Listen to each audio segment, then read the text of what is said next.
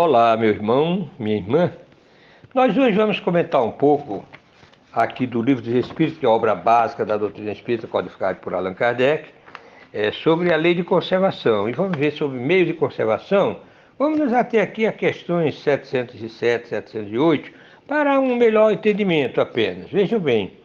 Então, o livro terceiro, capítulo 5 do Livro dos Espíritos, que nós vamos estudar hoje. Questão 707, Allan Kardec coloca: os meios de existência frequentemente fazem falta a certos indivíduos, mesmo em meio à abundância que os cerca. A quem se deve atribuir isso? Resposta: ao egoísmo dos homens, que não fazem sempre o que devem, depois, e o mais frequentemente a eles mesmos. Procurai e encontrareis. Estas palavras não querem dizer que basta olhar a terra para encontrar o que se deseja, mas que é preciso procurá-lo com ardor e perseverança, e não com fraqueza, nem se deixar desencorajar pelos obstáculos, que frequentemente não são senão meio de pôr à prova vossa constância, vossa paciência e vossa firmeza. Então é isso que realmente devemos considerar também. A natureza, ela oferece condição de sobrevivência para todos. A natureza oferece os recursos que poderão realmente nos favorecer como necessário para que tenhamos vida mais ou menos tranquila em termos de atendimento às nossas necessidades. Mas é preciso também que nós façamos a nossa parte, é preciso que nós exploremos a natureza, é preciso que nós também demos a nossa colaboração.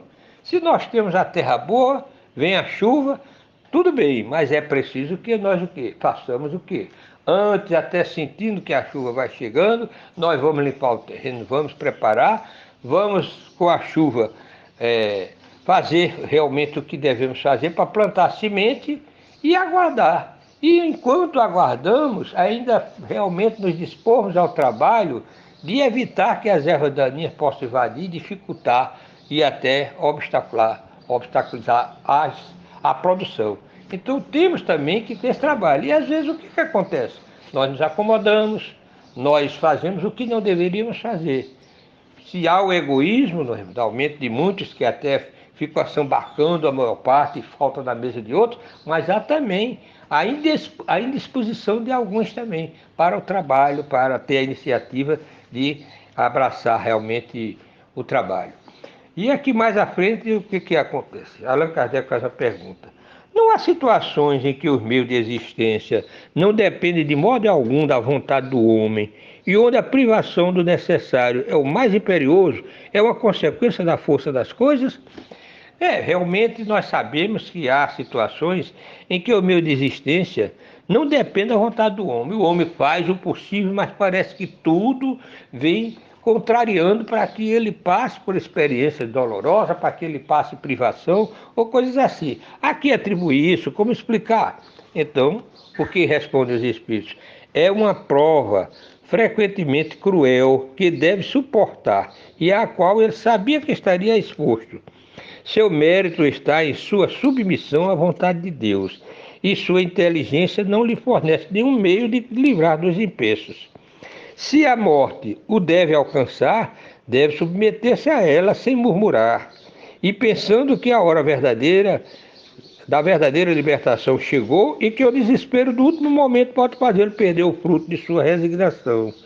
Então, realmente existem situações em que nós devemos nos resignar, embora resignados, mas ativos, procurando solucionar o problema. Mas existem situações em que parece que a natureza trabalha contra o homem, vamos dizer assim. E isso aí já vem como consequência de certas provações, que muitos de nós já viemos do plano espiritual sabendo que iríamos passar.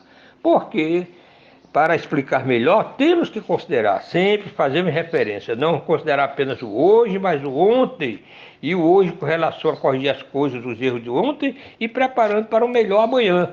Então, quantas vezes nós estamos passando por essa dificuldade como uma provação, como consequência das nossas más ações praticadas no ontem, no passado.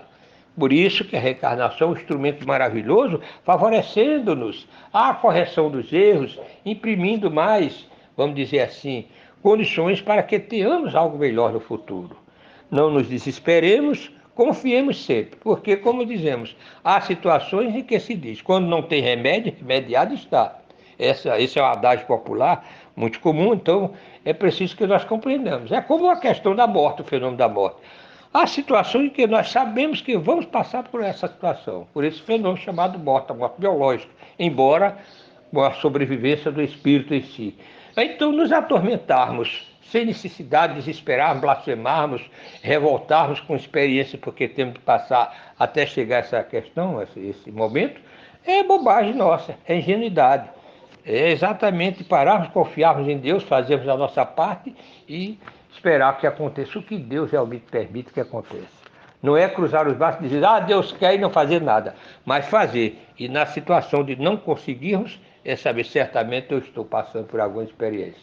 Então, meus irmãos, minhas irmãs, nós vamos deixar essa mensagem para reflexão, desejando a todos muita paz e proveitosas reflexões.